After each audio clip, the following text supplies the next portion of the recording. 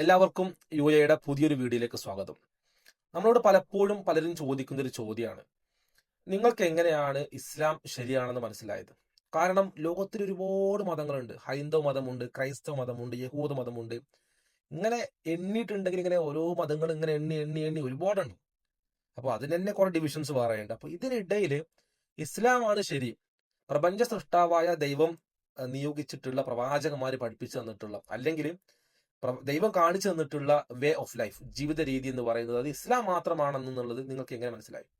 ഒരു ഊഹം മാത്രമല്ലേ? അല്ലെങ്കിൽ ഇത്രത്തോളം മതങ്ങൾക്കിടയിൽ നിന്ന് നിങ്ങൾ സെലക്ട് ചെയ്യുമ്പോൾ നിങ്ങൾ ജനിച്ചു വീണ മതം സ്വാഭാവികമായിട്ട് നിങ്ങൾക്ക് അറ്റാച്ച്മെന്റ് ഉണ്ടാവും. ആ ഒരു അറ്റാച്ച്മെന്റിന്റെ പേരിൽ നിങ്ങൾ അതിനെ പൊക്കി നടക്കുന്നതല്ലേ എന്നൊക്കെ ചോദിക്കും. അല്ലെങ്കിൽ എന്ത് തെളിവാണുള്ളത്? ഒരു അന്ധവിശ്വാസമല്ലേ എന്ന് ചോദിക്കും. അപ്പൊ നമ്മളിവിടെ നോക്കാൻ പോകുന്നത് ഇസ്ലാം ശരിയാണ് എന്നതിന് തെളിവുകളാണ്. അപ്പൊ ഈ ചോദ്യം ചോദിച്ച ആൾക്കാരൊക്കെ സാധാരണ കമന്റ് ബോക്സിലൊക്കെ ചോദിക്കുന്ന ഒരു ചോദ്യമുണ്ട്. അപ്പൊ അങ്ങനെ അവർക്ക് ആത്മാർത്ഥമായിട്ട് അത് അറിയണം എന്ന് ആഗ്രഹം ഉണ്ടെങ്കിൽ, ആത്മാർത്ഥമായിട്ട് കേട്ടോ, വെറുതെ ചോദിക്കല്ല, പറയല്ല, ആത്മാർത്ഥമായിട്ട്, അങ്ങനെ ആത്മാർത്ഥമായിട്ട് അറിയുന്ന ആഗ്രഹം ഉണ്ടെങ്കിൽ നിങ്ങൾ വീഡിയോ ഫുള്ള് കാണാൻ ശ്രമിക്കുക. പിന്നെ നിങ്ങൾക്ക് എന്തെങ്കിലും ഒരു വിഷയത്തിൽ എവിടെയെങ്കിലും ഡൗട്ട് ഉള്ളതോ അല്ലെങ്കിൽ ഏത് വിഷയത്തിലെ കൂടുതൽ എക്സ്പ്ലനേഷൻസ് വേണമെന്നുണ്ടെങ്കിൽ നിങ്ങൾക്ക് ചോദിക്കാം. ഇൻഷാ അല്ലാഹ് നമുക്കത് വേറെ വീഡിയോ ആയിട്ട് ചെയ്യാൻ ശ്രമിക്കാം. അപ്പോൾ നമ്മൾ പരമാവധി നിങ്ങൾ എല്ലാവരും വീഡിയോ ഫുള്ള് കാണാൻ ശ്രമിക്കുക. അപ്പോൾ നമുക്ക് നേരെ എവിഡൻസിലേക്ക് കടക്കാം. ഇസ്ലാം ശരിയാണെന്നതിന് 3 എവിഡൻസ് ആണ് ഉള്ളത്, പ്രധാനപ്പെട്ട 3 എവിഡൻസ്. ചില പണ്ഡിതന്മാർ 4 പറഞ്ഞിട്ടുണ്ട്. ഒന്നാമത്തെ എവിഡൻസ് എന്ന് പറയുന്നത് അത് ഖുർആനാണ്. ഇസ്ലാം ശരിയാണെന്ന് ഖുർആൻ എവിഡൻസോ? അതെങ്ങനെ ശരിയാവും? അത് പറയാം. രണ്ടാമതായിട്ട് ഫിത്രയാണ്. അത് ജന്മന കിട്ടുന്ന അറിവിനെയാണ് ഫിത്ര എന്ന് പറയുന്നത്. അപ്പം അത് എക്സ്പ്ലെയിൻ ചെയ്തു തരാം, അതെങ്ങനെ അറിവായിട്ട് മാറുന്നു, അതെങ്ങനെ എവിഡൻസ് ആയിട്ട് മാറുന്നു പറഞ്ഞുതരാം. മൂന്നാമതായിട്ട് ഇന്റലക്ച്വൽ കപ്പാസിറ്റിയാണ്, ചിന്തിക്കാനുള്ള കഴിവ്, ബ്രെയിൻ, ലോജിക്ക്, ഇതൊക്കെയാണ് മൂന്നാമത്തെ എവിഡൻസ് ആയിട്ട് വരുന്നത്. ബുദ്ധിയാണ് മൂന്നാമത്തെ എവിഡൻസ്. ബുദ്ധിയുള്ള ആൾക്കാർക്ക് ഇങ്ങനെ ഇസ്ലാമിനെ ഒരു മതമായിട്ട് സ്വീകരിക്കാൻ സാധിക്കുക? അങ്ങനെ കണ്ടോ? പറയാം, ഇൻഷാ അല്ലാഹ്, വെയിറ്റ് ചെയ്യും. അത് കഴിഞ്ഞിട്ട് നാലാമതായിട്ടാണ് ഒരു പണ്ഡിതന്മാർ പറയുന്ന ഒരു എക്സ്ട്രാ പറയുന്ന ഒരു എവിഡൻസ് ആണ് എക്സ്പീരിയൻസ്, അനുഭവങ്ങൾ. അപ്പൊ അനുഭവങ്ങൾ നമ്മളൊരു സബ്ജക്റ്റീവ് ആയിട്ടുള്ള കാര്യമായതുകൊണ്ട് സെക്കൻഡറി എവിഡൻസ് ആയിട്ട് നമുക്ക് യൂസ് ചെയ്യാന്നുള്ളൂ. പക്ഷെ എന്നാലും പണ്ഡിതന്മാർ പറഞ്ഞിട്ടുണ്ട്, അനുഭവങ്ങളും പറഞ്ഞിട്ടുണ്ട്. പക്ഷെ നമുക്ക് ഫസ്റ്റ് തരം 3 എവിഡൻസ്, പണ്ഡിതന്മാർ കൂടുതലായി പറഞ്ഞിട്ടുള്ള 3 എവിഡൻസ് ആണ് ഖുർആനും ഫിത്രയും ബുദ്ധിയും. ആ 3 നമുക്കൊന്ന് എക്സ്പ്ലെയിൻ ചെയ്ത് നോക്കാം. അതിൽ ഒന്നാമത്തത് ഖുർആൻ എങ്ങനെയാണ് ഒരു എവിഡൻസ് ആയിട്ട് മാറുക? അതല്ല ചോദ്യം, അല്ലെ? ഖുർആൻ എങ്ങനെ എവിഡൻസ് ആയിട്ട് മാറും? ഇപ്പൊ നിങ്ങൾ ബുദ്ധിയുള്ളവർ ചിന്തിക്കുക കേട്ടോ, ഒന്ന് ചിന്തിച്ചു നോക്കുക. ഒരു പുസ്തകം നിങ്ങളെ വീട്ടിൽ കണ്ടു, ഇങ്ങനെ ഒരു പുസ്തകം നിങ്ങളെ വീട്ടിൽ കണ്ടു. അപ്പൊ ഈ പുസ്തകം തനിയെ പൊട്ടിമുളച്ച് എന്തായാലും വരില്ലല്ലോ. അപ്പൊ നിങ്ങളെ വീട്ടിൽ ടേബിളിന്റെ പുറത്ത് പുസ്തകം കണ്ടാൽ നിങ്ങൾ ഇത് ഇങ്ങനെ പൊട്ടിമുളച്ചുണ്ടായി എന്ന് പറയോ? ഇല്ല. ഏത് മനുഷ്യനും ചിന്തിക്കുക എന്താ, ഇതിന്റെ പിറകിൽ ഒരു എഴുത്തുകാരനുണ്ട്. ഈ പുസ്തകത്തിനകത്ത് ഇൻഫർമേഷൻ ഉണ്ടല്ലോ, സ്വാഭാവികമായിട്ടും ഇതിനകത്ത് എഴുത്തുകാരൻ ഉണ്ടായിരിക്കും. അതാണല്ലോ നമ്മളെ ബുദ്ധി പറയുക. അങ്ങനെ എല്ലാ ആരും പറയുന്നുണ്ടോ? അങ്ങനെ ആരും പറയുന്നുണ്ടെങ്കിൽ നിങ്ങൾ ഈ വീഡിയോ കണ്ടെന്ന് പറയുന്നുള്ളൂ, അല്ല കണ്ടിട്ട് കുഴപ്പമൊന്നുമില്ല, ജസ്റ്റ് പറയുക. അപ്പോൾ ഇവിടെ നമ്മൾ പറഞ്ഞു വരുന്നത്, അപ്പൊ ഒരു പുസ്തകമുണ്ട്. ആ പുസ്തകം നമ്മൾ കാണുന്ന സമയത്ത് നമുക്ക് മനസ്സിലാക്കാൻ സാധിക്കുന്നത് അത് തീർച്ചയായിട്ടും ഒരു പിന്നിൽ ഒരാളുണ്ട് എന്നുള്ളതാണ്. സ്വാഭാവികമായിട്ട് ഖുർആൻ എടുക്കുക. 1400 വർഷങ്ങൾക്ക് മുമ്പ് ഖുർആൻ ഇറക്കപ്പെട്ടു എന്ന് നമ്മൾ വിശ്വസിക്കുകയാണ് മുസ്ലിങ്ങളെ. 1400 വർഷങ്ങൾക്ക് മുമ്പാണ് ഖുർആൻ സ്റ്റാർട്ട് ചെയ്ത് വന്നിട്ടുള്ളത്. അപ്പൊ അങ്ങനെയാണ് സ്വാഭാവികമായിട്ട് ഖുർആൻ എന്ത് ചെയ്യണം? ഒരു എഴുത്തുകാരൻ ഉണ്ടായിരിക്കണം, അല്ലെ? ഒരാൾ വേണമല്ലോ, ഒരു ഇൻഫർമേഷൻ കൊടുക്കുന്ന ഒരാൾ വേണമല്ലോ. എഴുത്തുകാർ ഉദ്ദേശിക്കുന്ന ഒരു സോഴ്സ് ഉണ്ടായിരിക്കണമല്ലോ. അപ്പൊ ഇതില് മുസ്ലിങ്ങൾക്ക് ഒരു ഡെഫിനേഷൻ ഉണ്ട്, ഒരു ഖുർആൻ ഡെഫിനേഷൻ ഉണ്ട്, മുസ്ലിങ്ങൾക്ക് ഒരു ഉത്തരമുണ്ട് ആരാണ് അതിന്റെ സോഴ്സ് എന്നുള്ളതിന്. അപ്പൊ ഇതില് ഖുർആനെ കുറിച്ച് മുസ്ലിം ഡെഫിനേഷൻ എന്ന് പറയുകയാണെങ്കിൽ, ഖുർആൻ എന്ന് പറയുകയാണെങ്കിൽ അള്ളാഹുവിന്റെ, പ്രപഞ്ച സൃഷ്ടാവായ ദൈവത്തിന്റെ അറബിയിലുള്ള സംസാരമാണ്. അപ്പോൾ ഖുർആന്റെ ഓദർ, ഖുർആന്റെ സോഴ്സ് എന്ന് പറയുകയാണെങ്കിൽ അള്ളാഹു ആണ്, പ്രപഞ്ച സൃഷ്ടാവായ ദൈവമാണ്. അല്ലാതെ നബി സല്ലല്ലാഹു അലൈഹി വസല്ലമ അല്ല, സഹാബിമാരല്ല, അന്ന് ജീവിച്ചിരുന്ന ആരും തന്നെയല്ല. ആ വാക്കുകൾ മുഴുവനും, എല്ലാ വാക്കുകളും പ്രപഞ്ച സൃഷ്ടാവായ ദൈവത്തിന്റെ, അള്ളാഹുവിന്റെ അറബിയിലുള്ള സംസാരം അതേപോലെ റെക്കോർഡ് ചെയ്യപ്പെട്ടതാണ്. മനസ്സിലായോ? ഇതാണ് മുസ്ലിങ്ങളുടെ ഇതിനുള്ള ഉത്തരം. പക്ഷേ സ്വാഭാവികമായിട്ടും ആ മുസ്ലിങ്ങളെ ആൾക്കാർ സ്വീകരിക്കൂലല്ലോ. സ്വീകരിക്കണേ പിന്നെ നിങ്ങൾ മുസ്ലിങ്ങളായി ജീവിക്കണ്ടേ, അല്ലേ? സ്വാഭാവികമായിട്ടും അങ്ങനെയാണല്ലോ അത് വരിക. അപ്പോൾ സ്വാഭാവികമായിട്ടും ആ മുസ്ലിങ്ങളായ ആളുകൾ, അല്ലെങ്കിൽ മുസ്ലിം വിശ്വാസികളല്ലാത്ത ആളുകൾ, ഇസ്ലാം വിരോധികളായ ആൾക്കാരൊക്കെ ഉണ്ടാവും. അവരൊക്കെ പറയുന്ന ഒരു ഉത്തരം പലതരത്തിലുള്ള തിയറികൾ കൊണ്ടുവരാറുണ്ട്. അതിൽ ചില ആൾക്കാർ പറയും അത് നബി സല്ലല്ലാഹു അലൈഹി വസല്ലം എഴുതി ഉണ്ടാക്കിയാന്ന് പറയും. അപ്പൊ നമ്മൾ അതിലേക്ക് കടക്കാം. ഫസ്റ്റ് തിയറി, നബി സല്ലല്ലാഹു അലൈഹി വസല്ലം എഴുതി ഉണ്ടാക്കിയതാണ്. എന്തായാലും പൊട്ടിമുളച്ചുണ്ടാവില്ല, അപ്പോൾ ഒരാൾ വേണം. അപ്പൊ അള്ളാഹു അല്ല, എന്തായാലും ഒരു വാദം അനുസരിച്ചത് നബി സല്ലല്ലാഹു അലൈഹി വസല്ലമയാണ്. വീണ്ടും പ്രശ്നം വരിക കേട്ടോ. നബി സല്ലല്ലാഹു അലൈഹി വസല്ലമക്ക് എഴുത്തും വായനയും അറിയില്ല എന്നുള്ളത് ഹിസ്റ്റോറിക്കലി പ്രൂവ്ഡ് ആണ്. അതായത് നബി സല്ലല്ലാഹു അലൈഹി വസല്ലമയുടെ കാലത്ത് ജീവിച്ചിരുന്ന മുസ്ലിങ്ങളും അമുസ്ലിങ്ങളടക്കം എല്ലാവരും ഒരേപോലെ സമ്മതിച്ച കാര്യമാണ് റസൂലിന് എഴുത്തും വായനയും അറിയില്ല എന്നുള്ളത്. ഒരു എക്സാമ്പിൾ പറഞ്ഞുതരാം. ഹുദൈബിയ സന്ധി സമയത്ത് അന്ന് ആ സമയത്ത് ഹുദൈബിയ സന്ധി നടക്കുന്നത് മുസ്ലിങ്ങളും അമുസ്ലിങ്ങളും തമ്മിലാണ്. അന്ന് ഇഷ്ടംപോലെ എനിമികൾ അല്ലെങ്കിൽ ശത്രുക്കളായ ആളുകൾ അവിടെ നിലനിൽക്കുന്നുണ്ട്, അവിടെ നിൽക്കുന്നുണ്ട് സമയത്ത്. ആ സമയത്താണ് നബി സല്ലല്ലാഹു അലൈഹി വസല്ലമ അലി റളിയല്ലാഹുവിനോട് പറയുന്നത്, അദ്ദേഹത്തിനോട് എഴുതാൻ പറയുന്ന സമയത്ത് അതെവിടെയാണെന്ന് എഴുതുന്ന സമയത്ത് ഒരു കാര്യം ചോദിക്കുന്നുണ്ട്. പേപ്പറിന്റെ അകത്ത് അല്ലെങ്കിൽ ആ ഒരു പാച്ച്മെന്റിന്റെ അകത്ത് എഴുതാൻ ഉപയോഗിക്കുന്ന ആ ഒരു സംഭവത്തിന് പുറത്ത് ചില വാക്കുകൾ എവിടെയാണെന്ന് ചോദിക്കുന്നുണ്ട്. അത് ചോദിക്കാനുള്ള കാരണം നബി സല്ലല്ലാഹു അലൈഹി വസല്ലമ കണ്ടാൽ മനസ്സിലാവില്ലാത്തതുകൊണ്ടാണ്. റസൂലിന് അത് വായിക്കാൻ അറിയില്ല.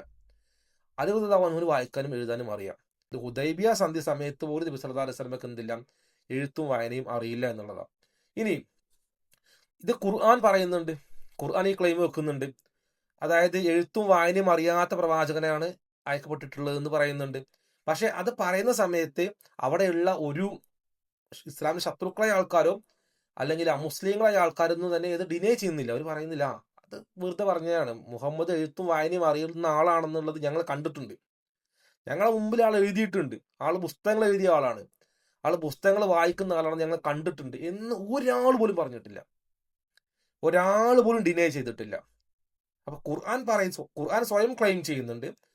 പോരാഞ്ഞിട്ട് അവിടെ ജീവിച്ചിരുന്ന പ്രവാചകന കൂടെ ജീവിച്ച സഹാബികൾ ഇത് പറയുന്നുണ്ട്.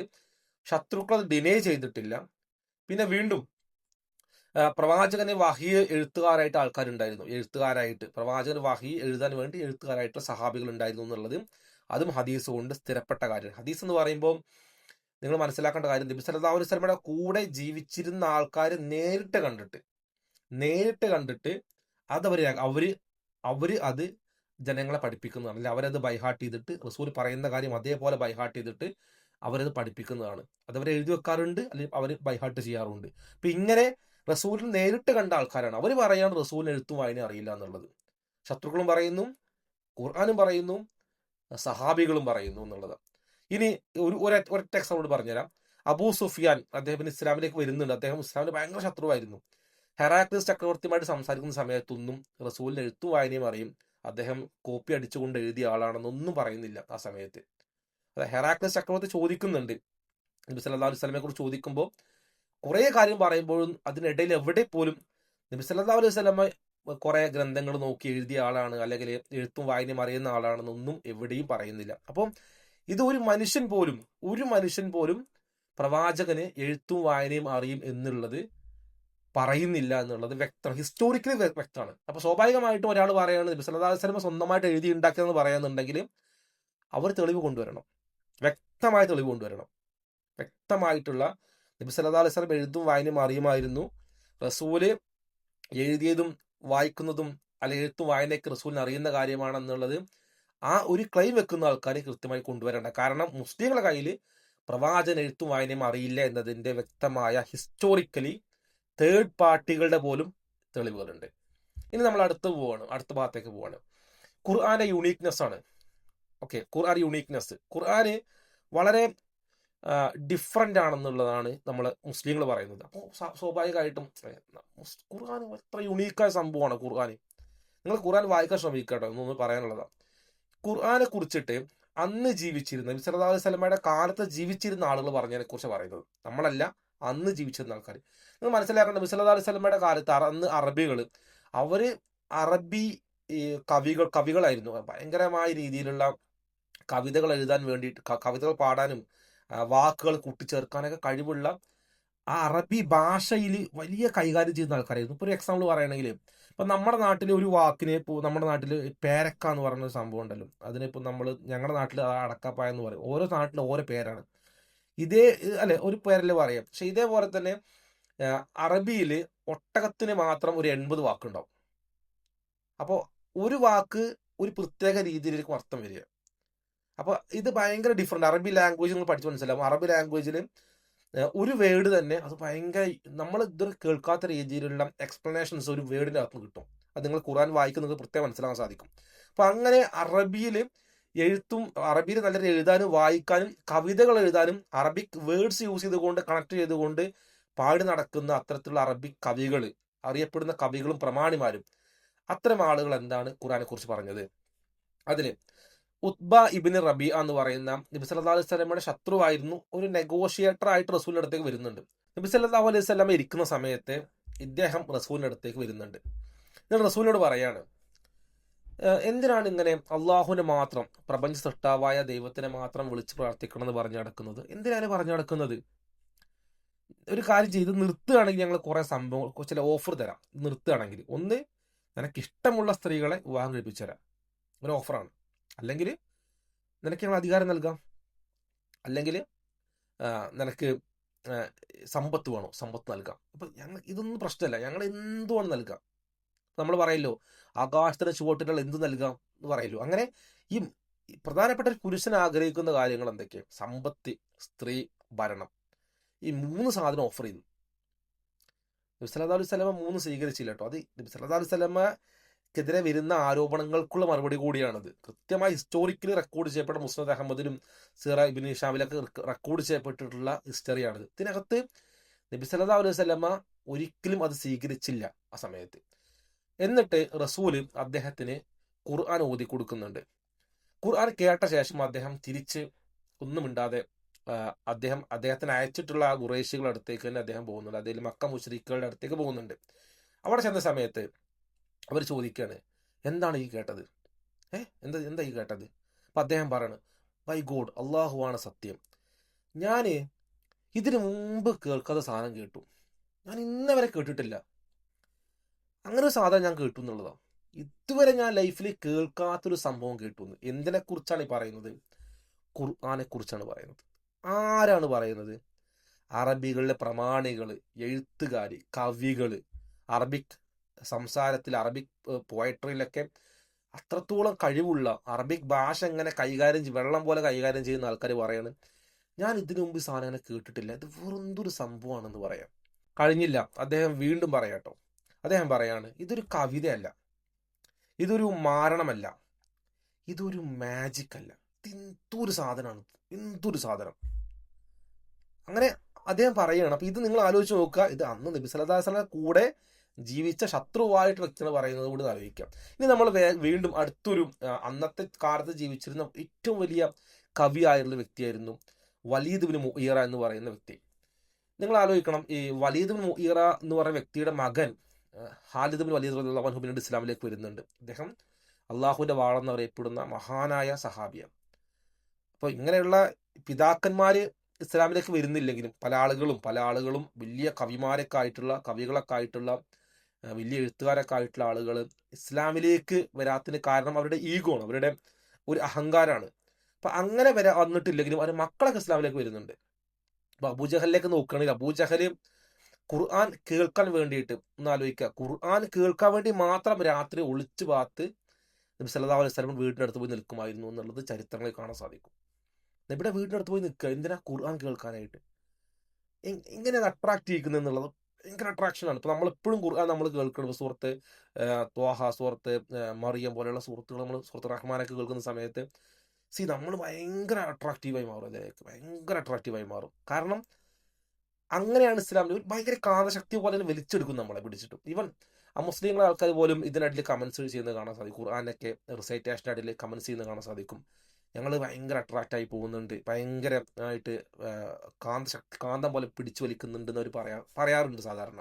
അപ്പം അങ്ങനെയുള്ള ബൂജഹലിന്റെ മകനടക്കം അങ്ങനെ ഇസ്ലാമിന് ശത്രുവായിട്ടുള്ള ആ ഒരു കാലഘട്ടത്തിലെ ഫിർഔൻ എന്ന് റസൂൽ പറഞ്ഞിട്ടുള്ള ഇസ്ലാമിലേക്ക് ഒരിക്കലും വരാതിരുന്ന ശത്രുവായിരുന്ന അബൂജഹലിന്റെ മകൻ ഇക്രിമ റളിയല്ലാഹു അൻഹു പോലും, അദ്ദേഹം പോലും ഇസ്ലാമിലേക്ക് വന്നു. മക്കള് ഇസ്ലാമിലേക്ക് വരുന്നതായിട്ട് കാണാൻ സാധിക്കുന്നുണ്ട്. പിന്നെ ഈ വലീദ് ഇബ്നു മുഗീറ എന്ന് പറയുന്ന ഒരു വലിയൊരു കവി ഉണ്ടല്ലോ, വലിയ പ്രമാണിയും കവിയൊക്കെ ആയിട്ടുള്ള ആള്, അയാള് അബൂബക്കർ റളിയല്ലാഹു അൻഹു വീട്ടിലേക്ക് പോകുന്നുണ്ട്.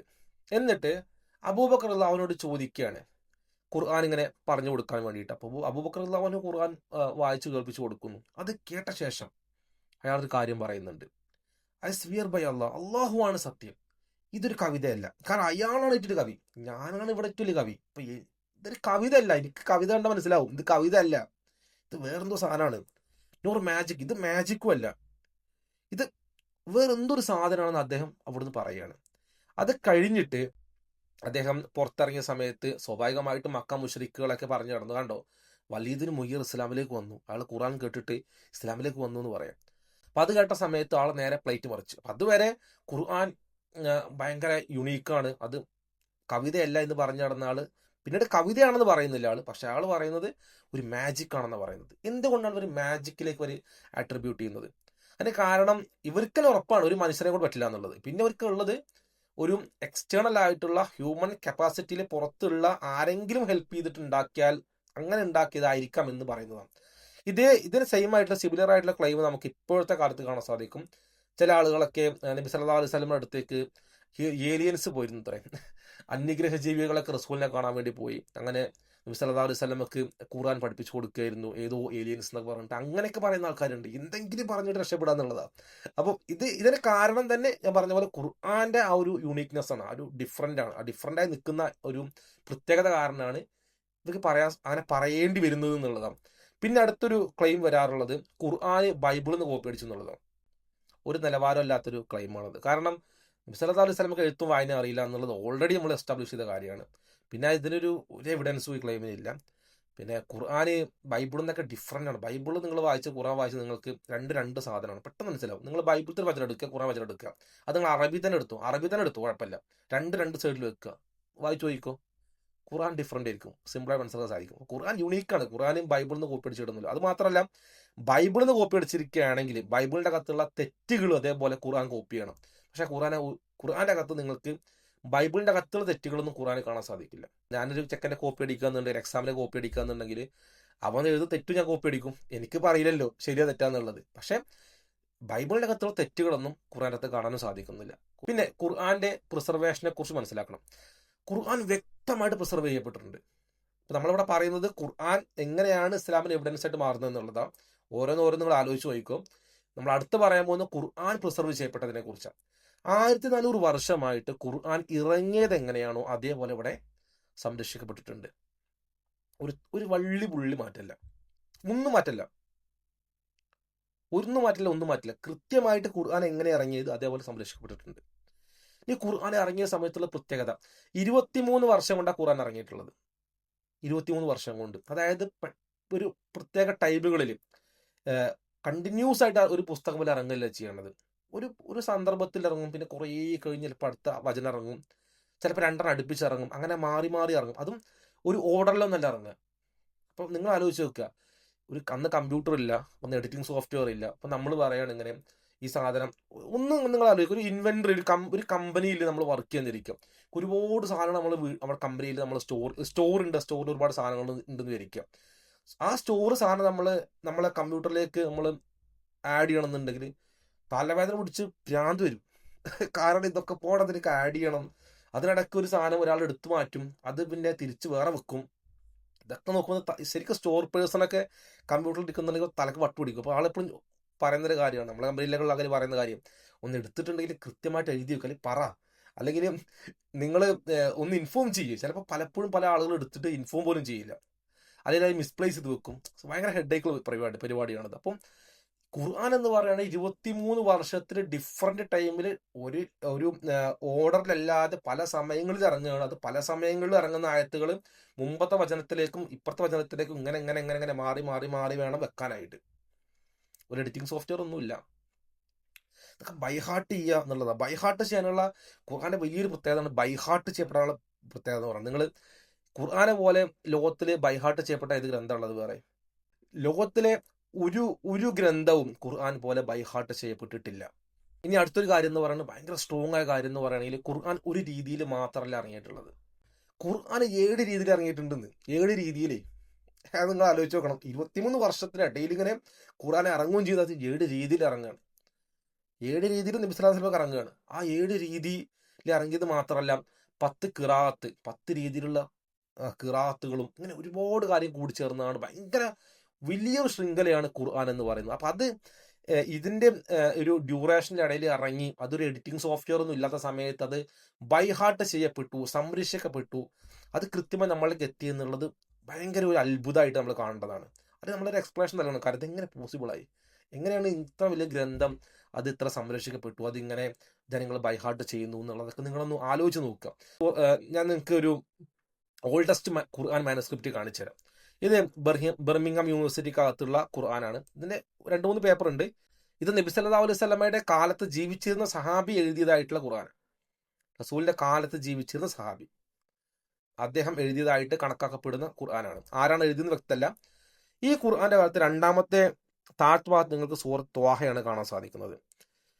നിങ്ങൾ ആലോചിച്ച് നോക്കട്ടോ, ഞാൻ ഇപ്പോഴത്തെ ഖുർആനെ വായിച്ചിരുന്നത് ബിസ്മില്ലാഹി റഹ്മാൻ റഹീം. ഓക്കെ, അത് കഴിഞ്ഞിട്ട് ത്വാഹ മാ അൻസൽന അലൈക്കൽ ഖുർആൻ ലിതഷ്ക, ഒരു കുത്ത്. ഖുർആന് അന്ന് ഇറങ്ങിയത് എങ്ങനെയാണ് അങ്ങനെ തന്നെ ഇപ്പൊ നമ്മൾ ഓതിയിട്ടുള്ളത്. ഇതില് ലിപി വ്യത്യാസം തന്നെ ഉള്ളൂ. ഇത് ഹിജാസി ലിപിയാണ്. ആ എഴുത്തിന്റെ ഒരു ഡിഫറൻസ് ഉണ്ട് തന്നെ ഉള്ളൂ. പക്ഷെ നമുക്കത് വായിച്ച് ശീലിച്ച ആൾക്കാർക്ക് പെട്ടെന്ന് തന്നെ വായിക്കാൻ സാധിക്കും എന്നുള്ളതാണ്. ഇനി അടുത്തതായിട്ട് ഖുർആന്റെ ഹിസ്റ്റോറിക്കൽ അക്യുറസിയെ കുറിച്ചിട്ടാണ്. ഖുർആൻ ഹിസ്റ്റോറിക്കൽ ഇവൻസിനെ ഒരുപാട് കാര്യം പറയുന്നുണ്ട്. പക്ഷെ അത് അക്യൂറേറ്റ് ആയിട്ട് വരുന്നുണ്ട് എന്നുള്ളതാണ്. അക്യൂറേറ്റ് വരുന്നുണ്ട്. അത് അൽഹംദുലില്ലാ നമ്മളുടെ കാലത്ത് നമുക്ക് ഡീകോഡ് ചെയ്യാൻ പറ്റിയിട്ടുള്ള ചില കാര്യങ്ങളൊക്കെ ഉണ്ട്. അതിലൊന്നാണ് ഖുർആൻ 44:29 പറയുന്നൊരു വചനം. ഇതെനിക്ക് ഭയങ്കര ഇഷ്ടമുള്ളൊരു ഭാഗാട്ടോ. ഇതിനകത്ത് the heavens did not grieve for ഫറോവക്ക് വേണ്ടിയിട്ട് ആകാശം കരഞ്ഞില്ല എന്ന് പറയുന്നുണ്ട് അള്ളാഹു. ഖുർആൻ പറയുന്നുണ്ട്. ഇത് അള്ളാഹു പറയാണ് ആകാശങ്ങൾ ആർക്കു വേണ്ടി കരഞ്ഞില്ല, ഫറോവക്ക് വേണ്ടി കരഞ്ഞില്ല. പക്ഷെ ഇതിന്റെ ഒരു പവർ അറിയണമെന്നുണ്ടെങ്കിൽ നമ്മൾ അന്ന് നബി സല്ലല്ലാഹു അലൈഹി വസല്ലം കാലത്ത് ഒന്നാമത് ഈ ഈജിപ്ഷ്യൻ ലിപി, അത് ഈ ഹൈറോഗ്ലിഫിക്സ് എന്ന് പറയുന്ന അല്ലെങ്കിൽ ഈജിപ്ഷ്യൻ ലിപി ഉണ്ടായിരുന്നില്ല. അത് ഒരു 3rd സെഞ്ചുറിക്ക് അടുത്തോടു കൂടി നഷ്ടപ്പെട്ടു എന്ന് കണക്കാക്കുന്നത്. അതായത് നബി സല്ലല്ലാഹു അലൈഹി വസല്ലമയുടെ കാലം 7th സെഞ്ചുറിക്കാണല്ലോ. അപ്പൊ അതിനു മുമ്പ് തന്നെ കംപ്ലീറ്റ് ആയിട്ട് നശിപ്പിക്കപ്പെട്ടു. അതായത് ഒന്നും ഉണ്ടായ ഡീകോഡ് ചെയ്യാൻ ഒരു ഓപ്ഷൻ പോലും ഉണ്ട് അതിലെന്നുള്ളത്. 1799 കാലഘട്ടത്തിലാണ് റൊസറ്റ സ്റ്റോൺ കണ്ടെത്തിയിട്ടുള്ളത്. ആ റൊസറ്റ സ്റ്റോൺ കിട്ടിയ സമയത്താണ് നമ്മൾ ഡീകോഡ് ചെയ്യാൻ പഠിച്ചത്. എങ്ങനെയാണ് അതിലെ ലെറ്റേഴ്സും കാര്യങ്ങളും നോക്കിയിട്ട് ഇത് ഇന്നത് ഉദ്ദേശിച്ചുള്ളത് നമ്മൾ അങ്ങനെ ഡീകോഡ് ചെയ്തത്. ഇത് ഈ ഹൈറോഗ്ലിഫിക്സ് എന്ന് പറയുന്ന ലിപി, ഈജിപ്ഷ്യൻ ലിപി. അപ്പൊ അതിൻ്റെ അകത്ത് നിങ്ങൾ സേക്രഡ് ടെക്സ്റ്റ് എന്ന് പറഞ്ഞിട്ടുള്ള ഒരു വെബ്സൈറ്റിൽ കയറി നിങ്ങൾക്ക് കാണാൻ സാധിക്കും. കൃത്യമായിട്ട് നമ്മൾ ഓൾറെഡി നമ്മളെ ചാനലിൽ ഒരു വീഡിയോ ചെയ്തിട്ടുണ്ടായിരുന്നത്, കൃത്യമായിട്ട് ഫറോവമാര് മരണപ്പെട്ടിട്ടുണ്ടെങ്കിൽ ആകാശം ഭൂമിയും അവർക്ക് വേണ്ടി കരയുമെന്ന് അവർ വിശ്വസിച്ചിരുന്നു. അതിന് അള്ളാഹു ഇങ്ങനെ തള്ളി പറയാം, ഫറോവ മരിച്ചിട്ട് ഒരാളും കരഞ്ഞില്ല എന്നുള്ളത്. കാരണം ഇവരുടെ ഒരു അന്ധവിശ്വാസമാണ്. ഇവർ കണക്കാക്കുന്നത് ഈജിപ്ഷ്യനിലെ ഫറോവമാരെന്ന് പറയുന്നത് ദൈവങ്ങളായിട്ടാണ്, ദേവന്മാരായിട്ട്, ദൈവമായിട്ടാണ്. അപ്പോൾ ഇയാളെ മരിച്ചിട്ടുണ്ടെങ്കിൽ ആകാശങ്ങൾ കരയും, ഭൂമി കരയും. അപ്പോൾ അള്ളാഹു പറയും ഒന്നും കരയില്ല, ഒന്നും കരഞ്ഞിട്ടുമില്ല എന്നുള്ളതാണ്. വളരെ കൃത്യമായിട്ട് മനോഹരമായിട്ടുള്ള ഒരു ഹിസ്റ്റോറിക്കൽ എക്സ്പ്ലനേഷനാണിത്. ഇനി വേറൊരു സംഭവം ഞാൻ പറഞ്ഞുതരാം. യൂസഫ് നബി അലൈഹി സ്വലാത്തു വസ്സലാമയെ കുറിച്ചിട്ട് ബൈബിളിന്ന് കോപ്പി അടിച്ചാണ് ഖുർആൻ എന്ന് പറയുമ്പോൾ ഉള്ള വേറൊരു സംഭവമാണിത്. മൂസ നബി അലൈഹി സ്വലാത്തു വസ്സലാമയുടെ കാലത്ത്, മോശ പ്രവാചകന്റെ കാലത്ത് ജീവിച്ചിരുന്ന ഭരണാധികാരിയെയും ഫറോവ എന്ന് വിളിക്കും.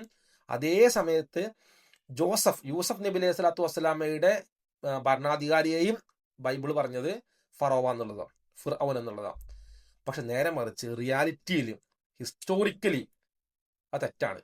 ഖുർആനാണ് ശരി. ഖുർആൻ പറഞ്ഞത് യൂസഫ് നബി അലൈഹി സ്വലാത്തു വസ്സലാം ജോസഫിന്റെ ഭരണാധികാരിയെ മാലിക്, ജസ്റ്റ് ഭരണാധികാരി എന്ന് വിളിച്ചിട്ടുള്ളൂ, ഫറോവ എന്ന് വിളിച്ചിട്ടില്ല. പക്ഷെ മോസസിന്റെ ഭരണാധികാരിയെ ഖുർആൻ ഫറോവ എന്ന് വിളിച്ചിട്ടുണ്ട്. ഈ ഫറോവ എന്ന വാക്കിന് അർത്ഥം ഒരു സ്ഥാനപ്പേരാണിത്. ഇപ്പൊ നമ്മുടെ നാട്ടില് പോസ്റ്റ്മാൻ എന്ന് പറയല്, പോലീസ്മാൻ എന്നൊക്കെ പറയല്. പോലീസ്മാൻ ഇപ്പോൾ കുറെ പേരുള്ള ആൾക്കാരുണ്ട്, പക്ഷെ ഒക്കെ പോലീസ്മാനാണ്, അല്ലെങ്കിൽ പോസ്റ്റ്മാൻ ഉണ്ടാകുക. അപ്പോൾ പോസ്റ്റ്മാൻ, പോലീസ്മാൻ എന്നൊക്കെ പറഞ്ഞ, ജഡ്ജ് എന്ന് പറഞ്ഞ പോലെയൊക്കെയുള്ള സ്ഥാനപ്പേരാണ് ഈ ഫറോവ എന്നുള്ളത്. അപ്പോൾ ഫറോവമാര് അവര് മൂസ നബി അലൈഹി സ്വലാത്തു വസ്സലാമയുടെ കാലത്ത് മാത്രമേ, ആ സമയത്ത് മാത്രമേ ഖുർആൻ ഫറോവ എന്ന് ഉപയോഗിച്ചിട്ടുള്ളൂ. യൂസഫ് നബി അലൈഹി സ്വലാത്തു വസ്സലാമയുടെ കാലത്ത് ഉപയോഗിച്ചിട്ടില്ല. ഇത് ഹിസ്റ്റോറിക്കലി അക്യുറേറ്റ് ആണ്. ബൈബിൾ തെറ്റെന്നർത്ഥം. ബൈബിൾ കോപ്പി അടിച്ചിട്ട് എഴുതിക്കുകയാണെന്നുണ്ടെങ്കിൽ ആ തെറ്റ് ഇവിടെയും കാണണം. കാരണം യൂസഫ് നബി അലൈഹി സ്വലാത്തു വസ്സലാമയുടെ ആ ഒരു ജീവിത കാലഘട്ടത്തിൽ അന്ന് ഭരിച്ചിരുന്നത് വേറെ പുറത്തുനിന്ന് വന്നിട്ടുള്ള ഈജിപ്ത് കീഴടക്കിയിട്ടുള്ള പലസ്തീനികളായിട്ടുള്ള ചില ആളുകളായിരുന്നു എന്നുള്ളത് ഹിസ്റ്റോറിക്കലി, അറബികൾ ആ രീതിയിലുള്ള ആളുകളായിരുന്നു എന്നുള്ളത് ഹിസ്റ്റോറിക്കലി നമുക്ക് ആ ഒരു കാര്യം കാണാൻ സാധിക്കും. ഇനി ഖുർആന്റെ സയന്റിഫിക് അക്യൂറസി, കുറെ സയൻസ് പറയുന്നുണ്ട്.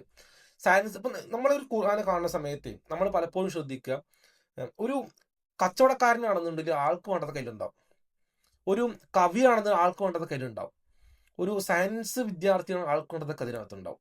അപ്പോൾ എനിക്ക് ഭയങ്കര ഇഷ്ടമുള്ള ഒരു മേഖല കൂടിയാണ് ഈ സയന്റിഫിക് ആയിട്ടുള്ളതും കാര്യങ്ങളൊക്കെ അതിൻ്റെ അത് കാണുക എന്നുള്ളത്. അപ്പോൾ ഓരോരുത്തർക്കും കാണുന്ന കാഴ്ച, കാരണം അവൻ്റെ ബുദ്ധിക്കനുസരിച്ചാണ്, അവൻ്റെ ഒരു ഇൻ്റലക്ച്വൽ അനുസരിച്ചിട്ടാണ് ഇത് വർക്ക് ചെയ്യുക. അതാണ് ഖുർആന്റെ പ്രത്യേകത. ഖുർആന് ഓരോരുത്തരും നോക്കുന്നതനുസരിച്ചിട്ട് അവന് പലതും കാണാൻ സാധിക്കുന്നത്. അപ്പൊ നമ്മൾ ഒരു എക്സാമ്പിൾ പറയാം. ഇപ്പൊ നമ്മൾ ഖുർആനായത്ത് ഓതിന്നിരിക്കാം. നമ്മൾ അടുത്ത ദിവസം വീണ്ടും ഖുർആനായത്ത് ഓതുമ്പോൾ നമ്മൾ ഇന്നലെ കാണാത്തൊരു സാധനം നമുക്ക് കിട്ടും. ഭയങ്കര അത്ഭുതമായിരിക്കും. എനിക്ക് ഏറ്റവും ഇഷ്ടമുള്ള ഒരു സൂറത്താണ് സൂറത്ത് ത്വാഹ. അതിനകത്ത് മൂസ നബി അലൈഹി സ്വലാത്തു വസ്സലാമയോട് അള്ളാഹു സംസാരിക്കുന്നത് കേട്ട കരഞ്ഞു പോകും. കാരണം മൂസ നബി അലൈഹി സ്വലാത്തു വസ്സലാമ ഇങ്ങനെ ഒരു കുഞ്ഞിനോട് പറയുന്ന പോലെ പറയുന്നത്, നിന്റെ കയ്യിൽ എന്താണ്, അപ്പൊ വടിയാണെന്ന് പറയുന്നത്, വടി താഴോട്ടിടാൻ പറയുന്നു. ഭയങ്കര ഇമോഷണൽ. അപ്പം അത് നമുക്ക് കാണുമ്പോൾ അത് ഒരു തരത്തിൽ അങ്ങനെ ഫീൽ ചെയ്യും. അപ്പോൾ ഇതിങ്ങനെയാണ് ഖുർആൻ വർക്ക് ചെയ്യുന്നത് എന്നുള്ളത്.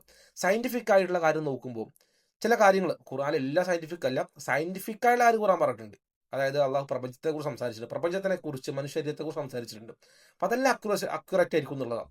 അതില് എംബ്രോളജിക്കൽ ഡെവലപ്മെന്റ്, ഭ്രൂണശാസ്ത്രം കൃത്യ ഖുർആൻ പറഞ്ഞത്.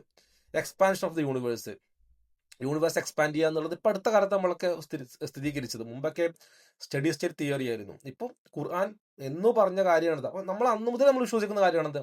അന്ന് മുതലേ നബി സല്ലല്ലാഹു അലൈഹി വസല്ലമയുടെ കാലം മുതൽ തന്നെ മുസ്ലിങ്ങൾ വിശ്വസിച്ച് വരുന്ന കാര്യമാണ് പ്രപഞ്ചം വികസിക്കുന്നുണ്ട് എന്നുള്ളത്. അതിപ്പോ സ്റ്റഡി സ്റ്റേറ്റ് തിയറി മാറിയിട്ട് ഇപ്പോൾ പ്രപഞ്ചം വികസിക്കുന്നുണ്ട്, ബിഗ് ബാങ്ങിലേക്ക് മാറിയപ്പോഴും ഇപ്പൊ നമ്മൾ പറയുന്നതല്ല ശരിക്കും, അന്ന് മുതലേ നമ്മൾ പറയുന്ന കാര്യം. പിന്നെ മൗണ്ടൈൻസ്, മലകൾ എന്ന് പറയുന്നത് അത് സ്റ്റെബിലൈസ് ചെയ്യാൻ വേണ്ടിയിട്ട് അത് വലിയൊരു ആണികൾ പോലെയാണെന്ന് പറയുന്നത്. നിങ്ങൾ അതുമായി ബന്ധപ്പെട്ടിട്ടുള്ള പഠനങ്ങൾ നോക്കുക, ആണികൾ പോലെയാണോ എന്നുള്ളത്. ഭയങ്കര കൃത്യമായിട്ടുള്ള കമ്പാരിസൺ കാണാൻ സാധിക്കും. പിന്നെ വെള്ളത്തിനെ കുറിച്ച് പറയുന്നുണ്ട്, പിന്നെ അറ്റ്മോസ്ഫിയറിനെ കുറിച്ച് പറയുന്നുണ്ട്, പിന്നെ സൂര്യനും ചന്ദ്രനെല്ലാം ഒരു ഓർബിറ്റിലൂടെ മൂവ് ചെയ്യുന്നതിനെ കുറിച്ച് പറയുന്നുണ്ട്, രാത്രിയും പകലും മാറി വരുന്നതിനെ കുറിച്ച് പറയുന്നുണ്ട്. പിന്നെ ഒരുപാട്, അത് ഫിംഗർ പ്രിന്റിനെ കുറിച്ച് പറയുന്നുണ്ട്. ഫിംഗർ പ്രിന്റ് എന്ന് പറയുന്നത് ആ ഒരു വേർഡ് യൂസ് ചെയ്യുമ്പോൾ അള്ളാഹു ഉപയോഗിച്ചിട്ടുള്ള ഉപമ ഫിംഗർ പ്രിന്റിലേക്കാണ് പോകുന്നത്. ആ ഫിംഗർ പ്രിന്റിന്റെ ബ്യൂട്ടി വരുന്നുണ്ട്. അങ്ങനെ ഒരുപാട് കാര്യങ്ങൾ ഇങ്ങനെ നിങ്ങൾക്ക് നോക്കുന്നുണ്ടെങ്കിൽ ഓരോന്നോരോന്ന് കാണാൻ സാധിക്കും. നിങ്ങളെല്ലാവരും ജബ്ബാറും പിന്നെ MM അക്ബർ സാഹിബ് നമ്മളൊരു ഡിബേറ്റ് കണ്ടിട്ടുണ്ടാവും. അപ്പൊ അതിനകത്ത് ഇന്റർണൽ വേവ്സിനെ കുറിച്ചിട്ട്, കടലിന്റെ അടിയിലുള്ള ഇന്റർണൽ വേവ്സിനെ കുറിച്ചൊക്കെ പറയുന്നുണ്ട്. ആ ഒരു ഡിബേറ്റ് പറഞ്ഞിരുന്നു. അപ്പൊ അതെല്ലാം ഇതിനകത്ത് വരുന്ന കാര്യമാണ്. അപ്പൊ embryological development, expansion of universe, mountains, stabilising pegs, barrier between salt and fresh water, origin of life from water, sky as protecting ceiling, orbits of celestial bodies, stages of rain formation, internal waves in deep seas, fingerprint യൂണിക്നെസ്സും, ഇങ്ങനെ ഒരുപാട് കാര്യങ്ങൾ പറയുന്നുണ്ട് എന്നുള്ളതാണ്. നമ്മളിനി അടുത്ത വീണ്ടും നമ്മൾ നോക്കുന്നത് ഖുർആന്റെ അകത്തുള്ള പ്രൊഫസികളാണ്, പ്രവചനങ്ങൾ. ഇതും പറഞ്ഞ അടുത്ത കാര്യമാണ് പ്രവചനങ്ങൾ. അപ്പോൾ അതില് റോമിനെ കുറിച്ച് പറയുന്നു, റോമിന്റെ വിജയത്തെ കുറിച്ച് പറയുന്നുണ്ട്. അപ്പൊ ആ ഒരു കാര്യം അതേപോലെ സംഭവിക്കുന്നതായിട്ട് കാണാൻ സാധിക്കും. നമ്മളെല്ലാവരും അറിയുന്നൊരു സുഹൃത്ത് റോമിന്റെ അകത്തുള്ളതാണ് അല്ലേ. കാരണം പേർഷ്യയുമായിട്ട് റോം യുദ്ധത്തിൽ ഏർപ്പെട്ടു, റോം പരാജയപ്പെട്ടു. പക്ഷെ ഖുർആൻ പറയാണ് റോം തിരിച്ചു വരും എന്നുള്ളത്. റോം തിരിച്ചു വന്നു. അത് നിങ്ങൾ ആ ഹിസ്റ്റോറിക്കലി നിങ്ങൾ ആ പേർഷ്യയുമായിട്ടുള്ള ഒരു യുദ്ധത്തെ കുറിച്ച് നിങ്ങൾ നോക്കുകയാണെങ്കിൽ മനസ്സിലാക്കാൻ സാധിക്കും.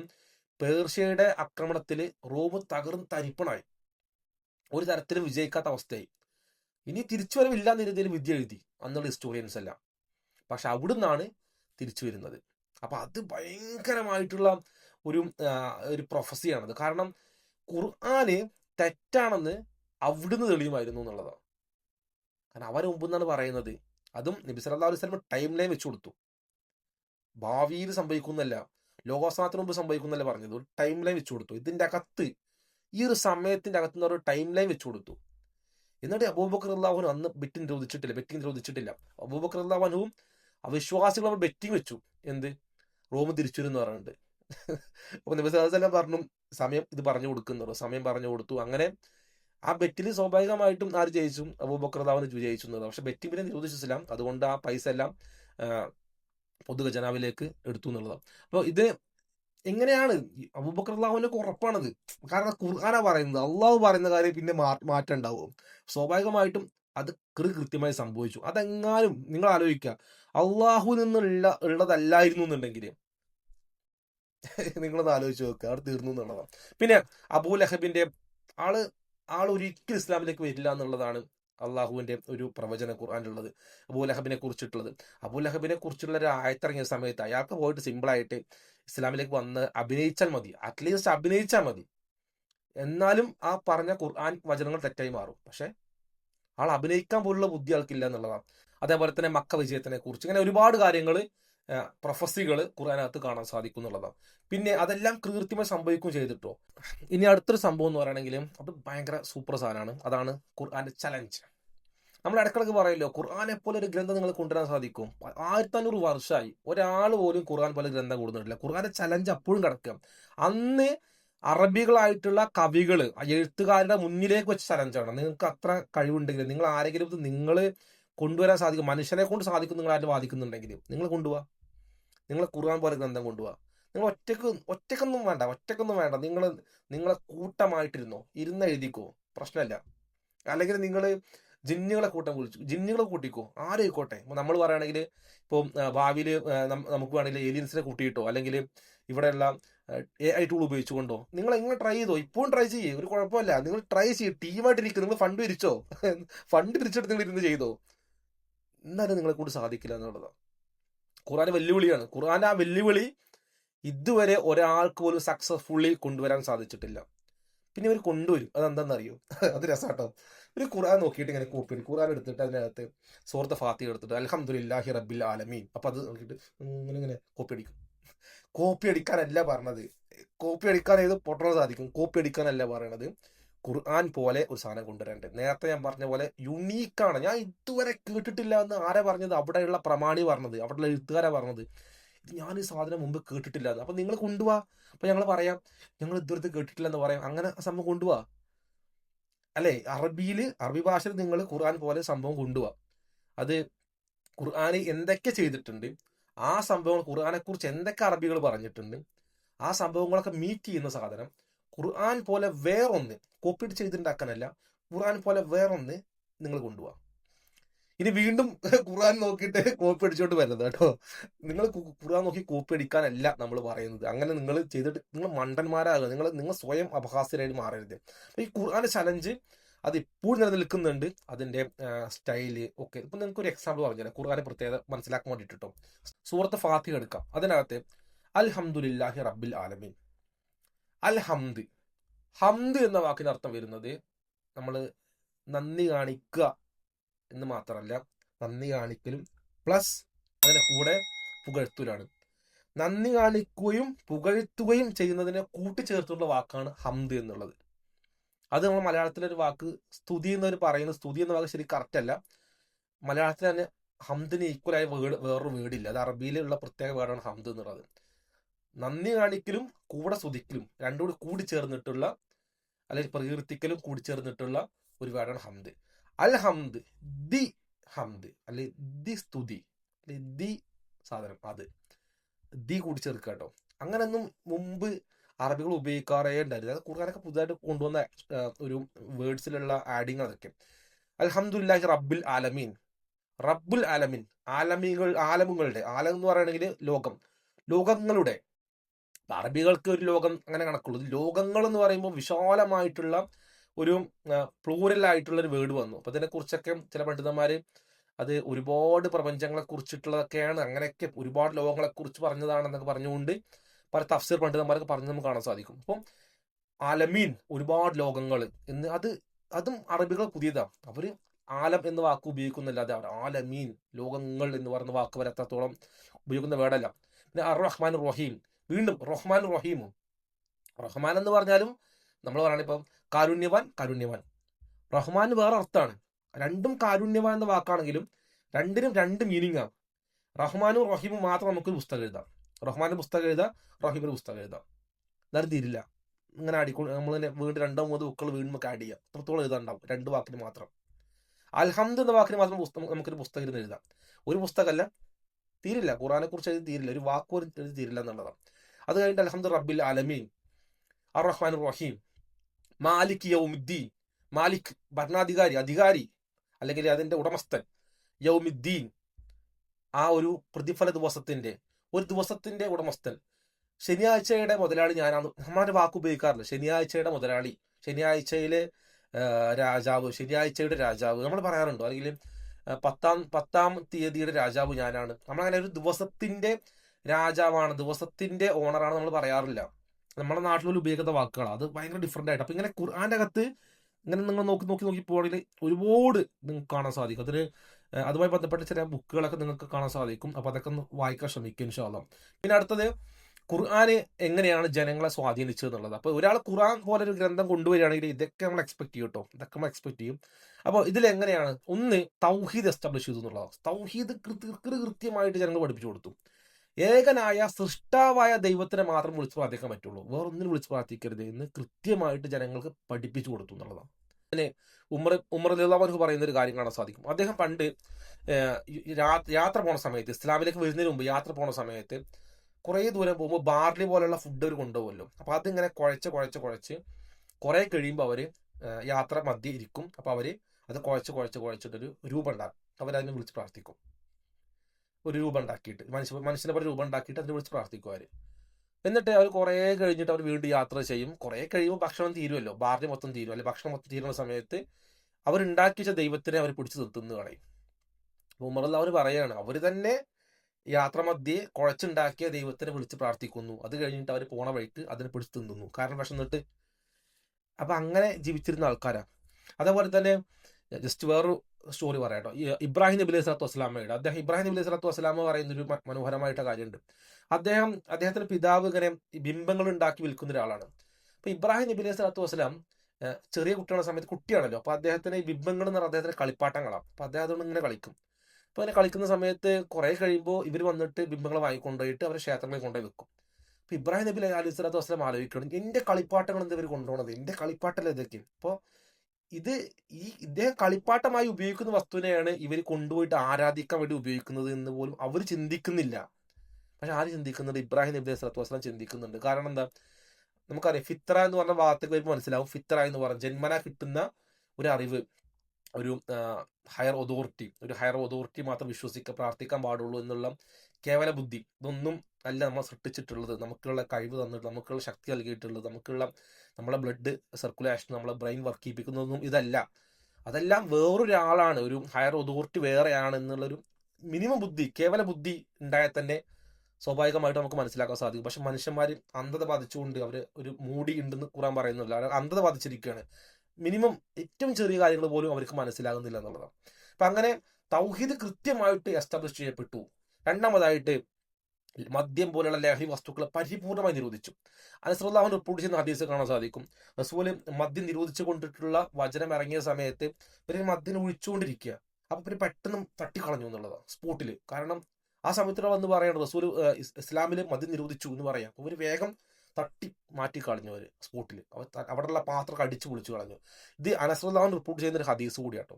പിന്നെ അടുത്തത് പെൺകുട്ടിയാണെന്ന് അറിഞ്ഞിട്ടുണ്ടെങ്കിൽ കൊണ്ടുപോയി കുഴിച്ചു മൂടുന്ന സമൂഹം ഉണ്ടായിരുന്നു. പെൺകുട്ടി എന്ന് പറഞ്ഞാൽ ഇപ്പൊ നമ്മുടെ ഇന്ത്യയിൽ പോലും എന്തില്ല, ഒരു സ്കാൻ ചെയ്തിട്ട് ആണാണോ പെണ്ണാണോ നോക്കാനുള്ള അവകാശമല്ല. കാരണം എന്താ അറിയോ? പേടിച്ചിട്ടാ ഒരു കൊന്നുകളി. പണ്ട് പെൺകുട്ടിയാണെന്ന് അറിഞ്ഞിട്ട് പ്രസവിച്ചു കഴിയുമ്പോൾ പെൺകുട്ടി എന്ന് പറയാം, അതിനെ നോക്കാതെ വേറെ ടെക്നോളജി ഇല്ലല്ലോ. പ്രസവിച്ചു കഴിഞ്ഞാൽ പെണ്ണെന്ന് അറിയും. അപ്പൊ സ്വാഭാവികമായിട്ട് പെണ്ണെന്ന് കണ്ടാലും നേരെ കൊണ്ടുപോയി കുഴിച്ചിടും. പല ഗോത്രങ്ങളും ചെയ്ത പരിപാടിയാ കൊണ്ടുപോയി കുഴിച്ചു മൂടും എന്നുള്ളത്. അങ്ങനെ അത് നിരോധിച്ചു. അത് ഭയങ്കര ശിക്ഷ ഇസ്ലാമിൽ പറഞ്ഞിട്ടുള്ളത്. നിരോധിച്ചു ഇസ്ലാം പരിപൂർണമായിട്ട്. ഭയങ്കര മാറ്റം വന്നു. അതുവരെ അത് ചെയ്തുകൊണ്ടിരുന്ന ആളുകൾ പിന്നീട് അതിന്ന് മാറിയതായിട്ടും, പിന്നെ പ്രത്യേകിച്ച് ഉമർ റളിയല്ലാഹു അൻഹുവിന്റെ അടുത്തേക്ക് വന്ന ഒരാൾ പറയുന്നുണ്ട് ഇങ്ങനെ പണ്ട് ആളെ മകളെ കുഴിച്ചു മൂടിയ കഥ അദ്ദേഹം പറഞ്ഞു കൊടുക്കുന്നതും ഒക്കെ. അപ്പോൾ ഭയങ്കര സങ്കടമുള്ള വിഷയമാണ് അതൊക്കെ. അത് കഴിഞ്ഞിട്ട് സ്ത്രീകളെ കൊല്ലുന്നത്, സിവിലിയൻസിനെ കൊല്ലുന്നത്, കുട്ടികളെ കൊല്ലുന്നത് ഒക്കെ നിരോധിച്ചു. അതായത് യുദ്ധത്തിൽ പോലും സ്ത്രീകളെയും കുട്ടികളെയും സിവിലിയൻസിനെയും അറ്റാക്ക് ചെയ്യുന്നത് ഇസ്ലാം നിരോധിച്ചു. നമുക്ക് ഇപ്പോഴും നമ്മുടെ ഈ കാലഘട്ടത്തിൽ ഇസ്രായേൽ എന്ന് പറഞ്ഞ സയനിസ്റ്റ് ഭീകര സംഘടന അവരും കുട്ടികളെയും സ്ത്രീകളെല്ലാം കൊന്നുകളയുന്നത് നമുക്ക് ഇപ്പോഴും നേരിട്ട് കാണാൻ സാധിക്കും എന്നുള്ളത്. അപ്പൊ അത് ഇസ്ലാം അന്ന് നിരോധിച്ച സാധനമാണത്, നിരോധിച്ചതാ. കുട്ടികളെ സ്ത്രീകളൊന്നും കൊന്നുകളയാൻ പാടില്ല എന്നുള്ളത്. ഇസ്ലാമിന്റെ പേരിൽ പല ആളുകളും പല തീവ്രവാദ പ്രവർത്തനം നടത്തുമ്പോൾ നമ്മൾ പറയാറുള്ള അതാണ്, പ്രവാചകൻ നിരോധിച്ച കാര്യം നമ്മൾ ചെയ്തിട്ടുണ്ടെങ്കിൽ അത് ഇസ്ലാമിന്റെ മേൽ വരില്ല. ഇസ്ലാമിൽ കൃത്യമായിട്ട് നിരോധിച്ചിട്ടുണ്ട്. സ്ത്രീകളെയും കുട്ടികളെയും സിവിലിയൻസിനെ കൊല്ലുക എന്നുള്ളത് നിരോധിച്ചിട്ടുണ്ട്. അത് യുദ്ധത്തിൽ പോലും കൊല്ലാൻ പാടില്ല എന്നുള്ളതാണ്. പിന്നെ അതേപോലെ തന്നെ സ്ത്രീകൾക്ക് റൈറ്റ്സ് നൽകി എന്നുള്ളത്, പിന്നെ സ്ലേവറി അത് കുറച്ച് കൊണ്ടുവന്നു. അതേപോലെ ഒരുപാട് സ്ലേവ്സിന് പുറത്തു പോകാനുള്ള ഒരുപാട് ഓപ്ഷൻസ് കൊടുത്തു. അങ്ങനെ സ്ലേവ്സ് ആയി മാറാനുള്ള ഓപ്ഷൻസ് കുറച്ചു. അങ്ങനെ ഒരുപാട് കാര്യങ്ങൾ ചെയ്ത് ഒരുപാട് കാര്യങ്ങൾ ഇങ്ങനെ ചെയ്തു. പലിശ നിരോധിച്ചു. ഇങ്ങനെ ഒരുപാട് കാര്യങ്ങൾ വേറെ വരുന്നുണ്ട്. നബി സല്ലല്ലാഹു അലൈഹി വസല്ലമയുടെ ചില പ്രൊഫസികളെ കുറിച്ചുകൂടി പറയാം. അപ്പോൾ ഈ ഖുർആൻ എന്ന് പറയുന്നത് നബി സല്ലല്ലാഹു അലൈഹി വസല്ലമയുടെ ഒരു തെളിവ് കൂടിയാണ്. അതായത് ഖുർആൻ ഇസ്ലാമിന്റെ തെളിവാണ്, മൂന്നിലൊരു തെളിവാണ്. അതേപോലെ തന്നെ നബി സല്ലല്ലാഹു അലൈഹി വസല്ലം പ്രവാചകനാണ് തെളിവ് കൂടിയാണ് ഖുർആൻ. നബി സല്ലല്ലാഹു അലൈഹി വസല്ലം പ്രവാചകനാണെന്നുള്ളത് 5 തെളിവുണ്ട്. അതിലൊരു തെളിവാണ് ഖുർആൻ എന്നുള്ളത്. അപ്പോൾ നബി സല്ലല്ലാഹു അലൈഹി വസല്ലമയുടെ പ്രൊഫസി കൂടി നമുക്ക് നോക്കാം ട്ടോ. അവിടെ നോക്കാം. അതായത് റസൂൽ സല്ലല്ലാഹു അലൈഹി വസല്ലമ നമുക്ക് ഇതൊരു ടെസ്റ്റിമോണിയൽ എവിഡൻസ് ആണല്ലോ. ഇപ്പൊ ഖുർആൻ എന്ന് പറയുകയാണെങ്കിൽ സ്വാഭാവികമായിട്ട് ഞാൻ നേരത്തെ പറഞ്ഞ പോലെ ഒന്നുമില്ലായ്മ ഉണ്ടാവില്ല. അപ്പൊ നബി സല്ലല്ലാഹു അലൈഹി വസല്ലമയാണ് നമുക്ക് എത്തിച്ചു തന്നിട്ടുള്ളത്. റസൂൽ സല്ലല്ലാഹു അലൈഹി വസല്ലമയുടെ പ്രൊഫസി കൂടി നമ്മൾ നോക്കുന്നുണ്ടെങ്കിൽ കൂടുതൽ ഇസ്ലാമിന്റെ പവർ മനസ്സിലാക്കാൻ സാധിക്കും. അതിൽ നബി സല്ലല്ലാഹു അലൈഹി വസല്ലമയുടെ മരണങ്ങളുമായി ബന്ധപ്പെട്ടിട്ടുള്ള പ്രൊഫസി പറയുന്നത്, അതിൽ ഉമർ ഇബ്നു ഖത്താബ് റളിയല്ലാഹു അൻഹുവിന്റെ മരണം, അല്ലെങ്കിൽ അദ്ദേഹം കൊല്ലപ്പെടുമെന്നുള്ളത്, അദ്ദേഹം ഷഹീദാവുമെന്നുള്ളത് നബി സല്ലല്ലാഹു അലൈഹി വസല്ലമ പ്രവചിച്ചിട്ടുണ്ട്. അതേപോലെ ഉസ്മാൻ റളിയല്ലാഹു അൻഹു അദ്ദേഹം ഷഹീദാവുമെന്നുള്ളതും പ്രവാചകൻ പ്രവചിച്ചിട്ടുണ്ട്. അലി റളിയല്ലാഹു അൻഹുവിന്റെ അതേപോലെ തന്നെ അദ്ദേഹം കൊല്ലപ്പെടുമെന്നുള്ളതും പ്രവചിച്ചിട്ടുണ്ട്. ഫാത്തിമ റളിയല്ലാഹു അൻഹ നബി സല്ലല്ലാഹു അലൈഹി വസല്ലമക്ക് ശേഷം അടുത്തത് തന്റെ കുടുംബത്തിൽ നിന്ന് വരാൻ പോകുന്നത്, മരണപ്പെടാൻ പോകുന്നത് ഫാത്തിമ റളിയല്ലാഹു അൻഹ ആയിരിക്കുമെന്ന് ഫാത്തിമ റളിയല്ലാഹു അൻഹ അടുത്ത് നബി സല്ലല്ലാഹു അലൈഹി വസല്ലം പറഞ്ഞു കൊടുത്തിട്ടുണ്ട്. അപ്പൊ ഇത് കൂടാതെ ഒരുപാട് സഹാബികളുടെ വേറെയും മരണങ്ങൾ പറഞ്ഞു കൊടുത്തു. അതുപോലെ തന്നെ ബദ്ർ സമയത്ത് പ്രവാചകന് ആരൊക്കെ എവിടെ മരിച്ചു കിടക്കും എന്നുള്ളത് യുദ്ധം നടക്കുന്നതിന് മുമ്പ് തന്നെ പറഞ്ഞു കൊടുത്തിട്ടുണ്ട്. How is possible? എങ്ങനെ പോസിബിൾ ആകുക?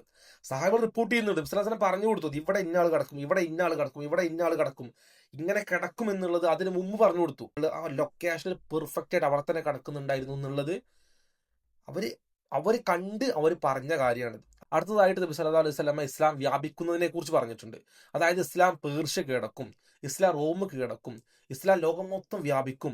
ഇസ്ലാം നബി സല്ലല്ലാഹു അലൈഹി വസല്ലം പറഞ്ഞ വേറൊരു കാര്യം, അന്ന് റസൂലിന്റെ അടുത്ത് സഹാബികൾ വളരെ കുറച്ചുള്ളൂ. അപ്പൊ റസൂൽ പറയാണ്, ലോകത്തിലെ ഏറ്റവും വലിയ അനുയായികളുള്ള പ്രവാചകനായിട്ട് ഞാൻ മാറുന്നു. ആര് പറയാം? നബി സല്ലല്ലാഹു അലൈഹി വസല്ലം പറയാം. ഇപ്പൊ ലോകത്തെ ഏറ്റവും ഫാസ്റ്റസ്റ്റ് ഗ്രോയിങ് റിലീജിയൻ ഇസ്ലാമാണ്, അല്ലേ?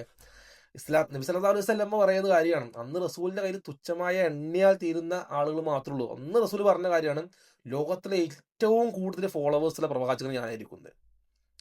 എങ്ങനെ പോസിബിൾ ആകുക? അതൊക്കെ വെറുതെ പറയാൻ സാധിക്കും? വെറുതെ നിങ്ങൾ ഒന്ന് വെറുതെ പറഞ്ഞു എത്ര വെറുതെ പറഞ്ഞു നടക്ക് തള്ളിക്കളയും. അടുത്തതായിട്ട് പറയാം, പേർഷ്യനെ കീഴടക്കുന്നത്, അല്ലെ റോമിനെ കീഴടക്കുന്നത്, കോൺസ്റ്റാന്റിനോപ്പിൾ, ഇങ്ങനെ ഒരുപാട് സ്ഥലങ്ങൾ കീഴടക്കുന്നതൊക്കെ റസൂല് കൃത്യമായിട്ട് പ്രവചിച്ചിട്ടുണ്ടെന്ന് കാണാൻ സാധിക്കും.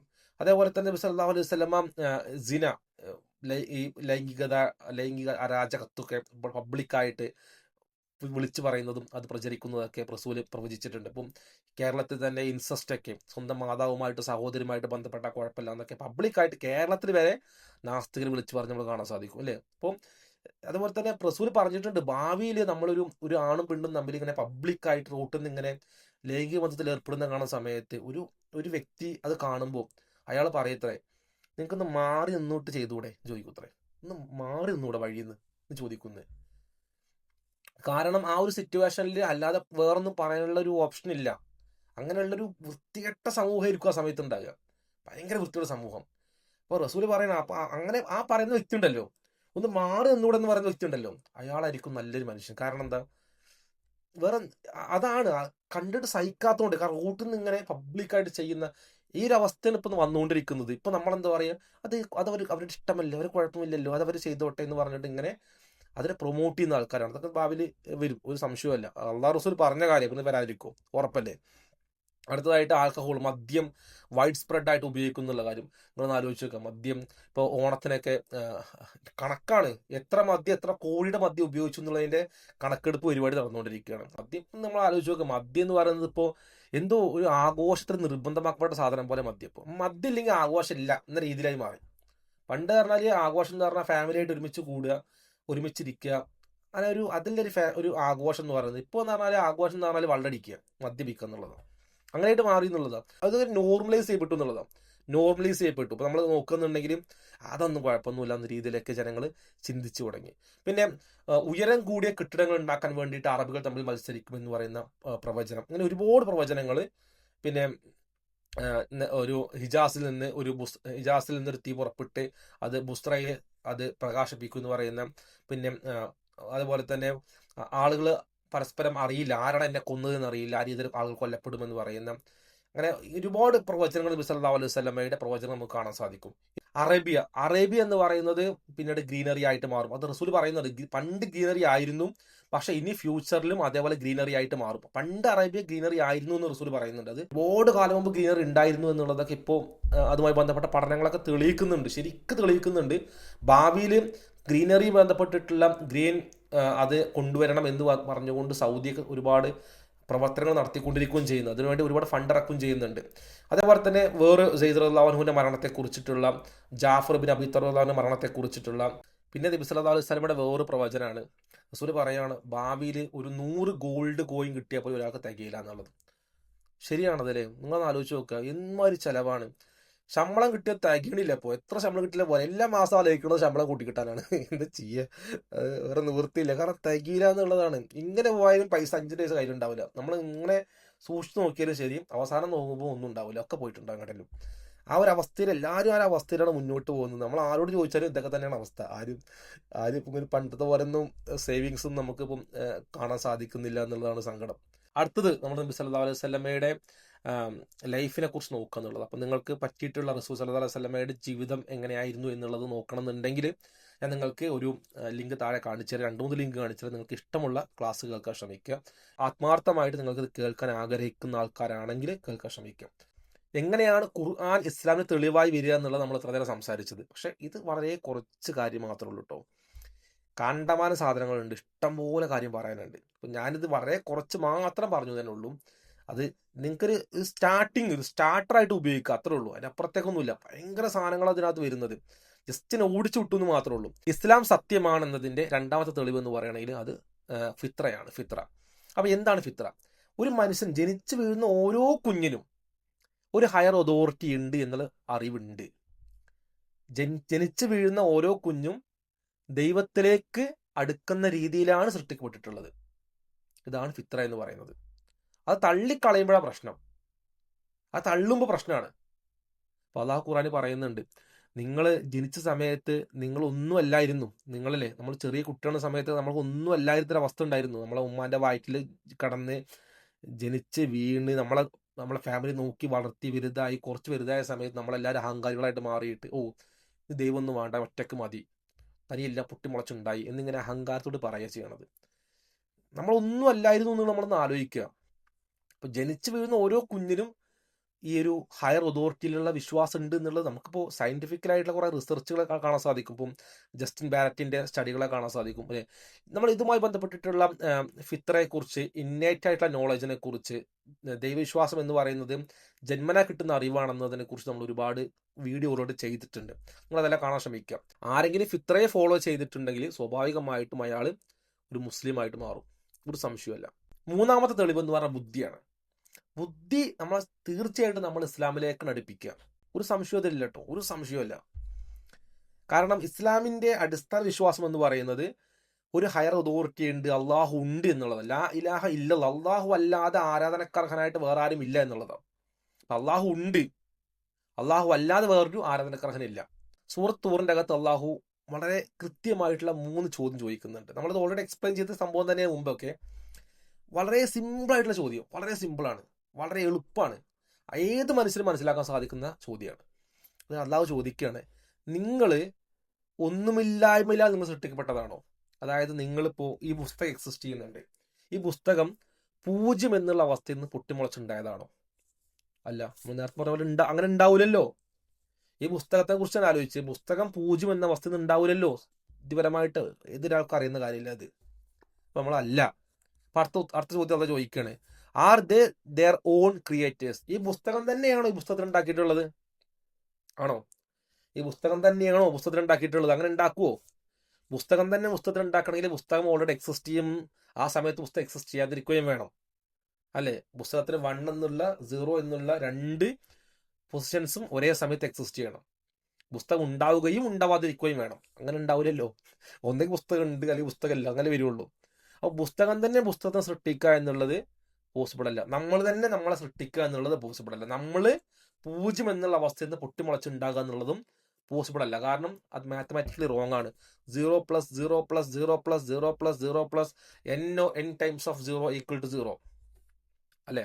0 എത്രത്തോളം 0 കൂട്ടിയാലും 0 0 തന്നെയായിരിക്കും. എത്രത്തോളം ഇവിടെ ഒരു 0 എന്ന് പറയുമ്പോൾ ഇവിടെ സംഭവം ഇല്ലെന്ന്. ഇവിടെ 0 ആപ്പിൾ ഉണ്ട്. ഇവിടെ ഒരു 100 വർഷം കഴിഞ്ഞ 0 ആപ്പിൾ തന്നെ ആയിരിക്കും. ഒരാളോട് കൊണ്ടുവന്നാലും ഇവിടെ വേറെ ആപ്പിൾ വരുള്ളൂ, അല്ല പൊട്ടിമുളച്ച ആപ്പിൾ ഇവിടെ വരില്ല. 0 എന്നുള്ള പൊസിഷനിൽ ഓൾവേസ് 0 എന്ന അവസ്ഥ തന്നെ ആയിരിക്കും. അടുത്ത അള്ളാഹു വീണ്ടും പറയാണ്, നിങ്ങളാണോ ആകാശഭൂമിയെ സൃഷ്ടിച്ചിട്ടുള്ളത്? അപ്പം നമുക്കറിയാം ഈ പുസ്തകത്തിന് 0 എന്നുള്ള അവസ്ഥ ഉണ്ടാകാൻ പറ്റില്ല. പുസ്തകം സ്വയം ഉണ്ടാവില്ല. സ്വാഭാവികമായിട്ടും പിന്നെന്ത് വേണം? ഇതിന് പിറകിൽ ഒരാൾ വേണം. വളരെ സിമ്പിൾ ആയിട്ടുള്ള സാധനമാണത്. ഒന്നും വലിയ കോംപ്ലിക്കേഷൻ ഒന്നുമില്ല. ഇത്ര ചെറിയൊരു കാര്യമാണിത്. ഈ ചെറിയൊരു കാര്യത്തിനേക്കാണ് വീണ്ടും ഇങ്ങനെ ആലോചിച്ച് ഇങ്ങനെ നടക്കുന്നതെന്ന് പറയുമ്പോൾ ഒരു ബുദ്ധിയുള്ളൊരു മനുഷ്യൻ എന്തായാലും ദൈവം ഇല്ല എന്നെങ്ങനെ പറയുക? എന്തെങ്കിലും ഒരു കാരണം വേണ്ടേ? എന്തെങ്കിലും കാരണം, ഒന്നുകിൽ അഹങ്കാരം അല്ലെങ്കിൽ അവന്റെ അറിവില്ലായ്മ. ഇതല്ലാതെ വേറൊരു കാരണം നമ്മൾ കാണുന്നില്ല. അപ്പൊ നിങ്ങൾക്ക് എന്തായാലും ഈ ഒരു ഇസ്ലാം സത്യമാണെന്നതിന്റെ 3 തെളിവുകൾ മനസ്സിലായിട്ടുണ്ടെന്ന് വിചാരിക്കുന്നു. ഇനി ഇതിൽ ഏതെങ്കിലും വിഷയത്തിൽ കൂടുതൽ എക്സ്പ്ലനേഷൻ വേണമെന്നുണ്ടെങ്കിൽ നിങ്ങൾ സംസാരിക്കാൻ ശ്രമിക്കുക. നിങ്ങൾ കമന്റിൽ അറിയിക്കുക. ഇൻഷാ അല്ലാഹ്. അസ്സലാമു അലൈക്കും വറഹ്മത്തുള്ളാഹി വബറകാതുഹു.